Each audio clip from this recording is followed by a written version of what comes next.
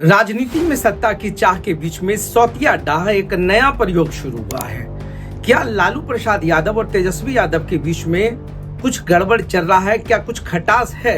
क्या पिता पुत्र में एके को लेकर के गलतफहमी बढ़ने वाली है? क्या बिहार की राजनीति में एक नया मोड़ राजद के अंदर ही देखने को मिलेगा? इन तमाम चीजों पर आज हम बात करेंगे।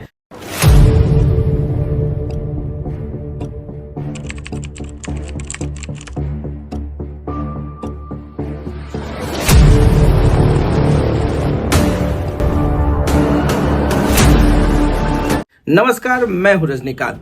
बिहार की राजनीति में सत्ता की जो चाह होती है और उस चाहत के कारण जो स्टेटमेंट वॉर चल रहा है, इस बीच में एक नई खबर सोशल मीडिया पे ट्रेंड कर रही है। और ट्रेंड क्या कर रही है? वो राजद सुप्रीमो लालू यादव और उनके पुत्र तेजस्वी यादव के बीच में मनमुटाव की कहानी चल रही है। क्या सच में मनमुटाव की कहानी है या सोशल मीडिया पर एक शगुफा छोड़ा गया है? क्या डिजिटल मीडिया प्लेटफॉर्म पे इन तमाम चीजों को सुर्खियां बना करके एक नया टीआरपी गढ़ा जा रहा है? क्या कुछ हो रहा है?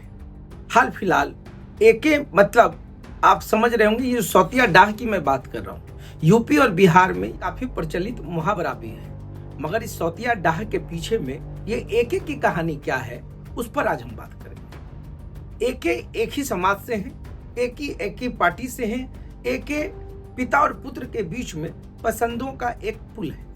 और पसंद क्या है, किसको पसंद है, आज उस पर बात करेंगे। एके का मतलब होता है कांग्रेस के अखिलेश सिंह और के का मतलब होता है कन्हैया कुमार। ये दोनों बिहार की राजनीति में काफी सक्रिय हो रहे हैं। कांग्रेस की विचारधारा में पप्पू यादव का भी एक नाम है, मगर पप्पू यादव के बीच में सबसे बड़ा अड़चन और रोड़ा खुद राजद परिवार है। राजद परिवार कभी नहीं चाहेगी उनके जो महागठबंधन के बीच में कोई ऐसा व्यक्ति चला है जिसको वो देखना पसंद नहीं करते। अब अखिलेश सिंह पुराने हैं, मंझे हुए खिलाड़ी हैं, और कांग्रेस के अंदर जो गुटबाजी चल रही है या सत्ता या सीट के लिए जो खेला चल रहा है, दिल्ली दरबार का जो चक्कर चल रहा है, उसमें कृष्णा लावरू जो कांग्रेस के बिहार प्रभारी हैं, उन्होंने भी स्पष्ट कहा है कि यह सदाकत आश्रम और दिल्ली के दरबार को अगोरना बंद कीजिए।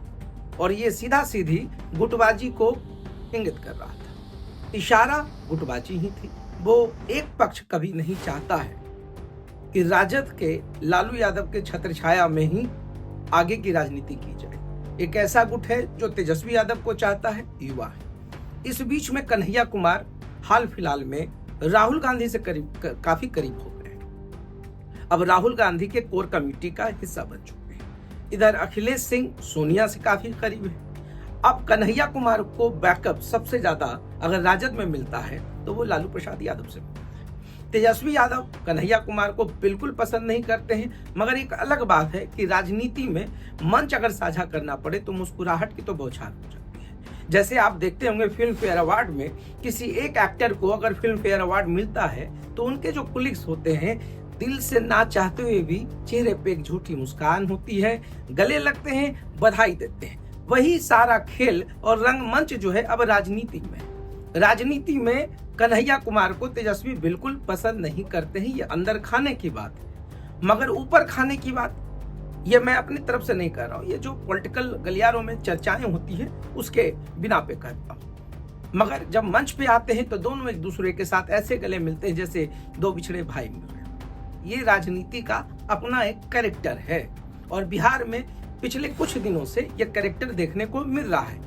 तो फिलहाल हम बात कर रहे हैं लालू और तेजस्वी की कि दोनों के बीच में क्या कुछ चल रहा है। क्या खटास है या सोशल मीडिया पर यह खटास डाला जा रहा है? क्या कुछ चल रहा है?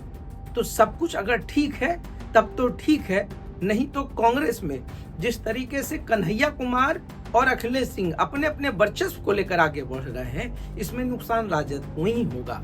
चाहत अपनी जगह पर है, चाह अपनी जगह पर है, मगर सत्ता का सुख तो सभी को चाहिए। तो ऐसे में बिहार की राजनीति में क्या नया एंगल एक्सप्लोर होगा, उस पर भी हम देखेंगे, बात करेंगे। फिलहाल राजद में सब कुछ ठीक ठाक चले, अगर नहीं चल रहा है तो बिहार की राजनीति में एक नई दशा और दिशा तय हो जाएगी। फिर क्या होगा, कल तक आप दूसरों पे हमलावर थे, आप अपने ही घर में। अब अपने ही घर में जब दरार होने की बात सामने आ जाएगी तो इसका असर भी राजद और कांग्रेस के रिश्तों पर पड़ेगा। तो देखते रहिए साथ। बहुत बहुत धन्यवाद।